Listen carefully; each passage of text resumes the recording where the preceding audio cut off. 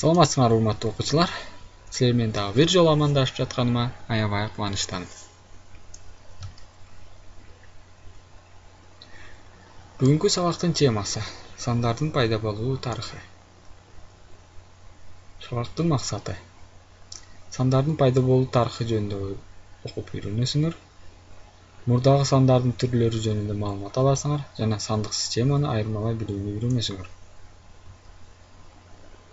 Сандардын пайда болуу тарыхы байыркы замандардан башталат. Илгери адамдар цифраны жана санаганды биле элек кездерде деле баары бир эсептөө үчүн өтө көп жагдайлар пайда болгон. Албетте, ал кезде адамдарга өтө чоң сандарды колдонуу муктаждыгы болбогон эмес, бирок эсептөөнү жүргүзүүгө эң жөнөкөй ыкманы жаратылыш өзү көрсөткөн. Адамдар мисалы үйүрдөгү малдын санын эсептөө үчүн колдорунун керек болгон учурда бутун да манжалаган колдонушкан. Колундагы 10 манжа жана бутундагы 10 манжа ондуктар менен эсептөөнүн эң сонун негизин түзүп берген. Эгерде өзүнүн манжалары жетишпесе, жанындагы таанышынын колундагы бутундагы манжаларын эсепке колдонушкан. Бирок мунун баары ыңгайсыз болгон. Адамдар санай баштагандан тартып сандарды жаза башташкан. Адегенде уюмдардын санын барабар болгон белгилер, чекит, сызык же кесиктер менен белгилешкен. Мисалы, малчы эртең менен үйүр малды жайлоого алып келди. Алардын кичинекей таштар менен эсептейт. Канча таш болсо, ошончо мал. Кечинде болсо, малды үйгө алып келип, дагы таштар менен эсептейт. Биздин заманда андай эсептөө куралдардын ичинен таякчылар гана жеткен. Унардык система. Эгерде предметтердин санын ошондой эле сандагы кандайдыр бир белги менен белгилесек, анда сандарды жазуунун мындай системасын бирдик же унардык система деп аташат.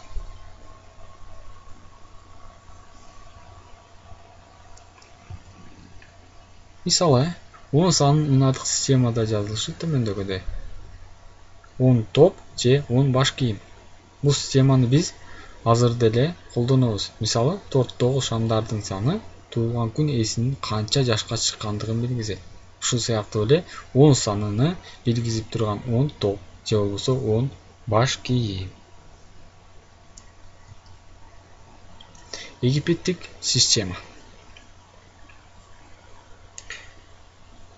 Биздин заманга чейин 3-миңжылдыкта байыркы египеттиктер сандарды жазуу үчүн атайын символдорду колдонгон эсептөө системасын ойлоп табышкан. Бул системада цифранын ордуна кандайдыр бир өздөрү ойлоп тапкан символдорду колдонгон. Алар 1, 10, 100 жана башка миллиондогон чейинки сандарды белгилешкен. Мисалы, бир санын бир таякча менен белгилесе, 10 саныны египеттиктер уйларды байлашкан атайын тушоолор белгиси менен белгилеген. 100 санын болсо, Нилдин тышкындан кийинки жер бөлүктөрүн ченешкен жип, аркандын белгиси менен белгилеген. 1000 санын болсо, лотос гүлүн жана ушул сыяктуу миллионго чейинки сандарды атайын өздөрү ойлоп тапкан символдордун жардамы менен белгилеген. Алфавиттик система. Алфавиттик система байыркы замандарда сандар алфавиттин тамгалары менен белгиленген. Системалар кеңири колдонулган. Мындай системанын мисалы катарында ионикалык деп аталган грек алфавиттик номерлөөсүн айтсак болот. Байыркы Грецияда адамдар биз билген цифраларды колдонушпаганын элестетүү кыйын.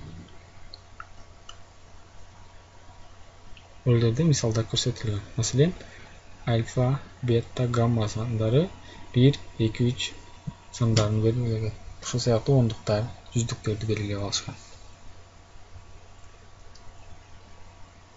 Байыркы Грецияда 1ден 9га чейинки сандарды грек алфавитинин 1-9 тамгасы менен белгилешкен. Ондуктарды болсо андан кийинки 9 тамга менен, ал эми жүздүктөрдү болсо акыркы 9 тамга менен белгилешкен.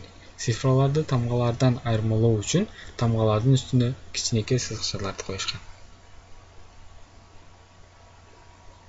Алфавиттик нөмүрлөө системасын түштүк жана славян элдери да колдонушкан. Бирөөлөрү тамгалардын сандык маанилерин славян алфавитинин ырааттуулугу менен белгилесе, башкалары цифраларды грек алфавитинде бар тамгалар менен гана белгилешкен.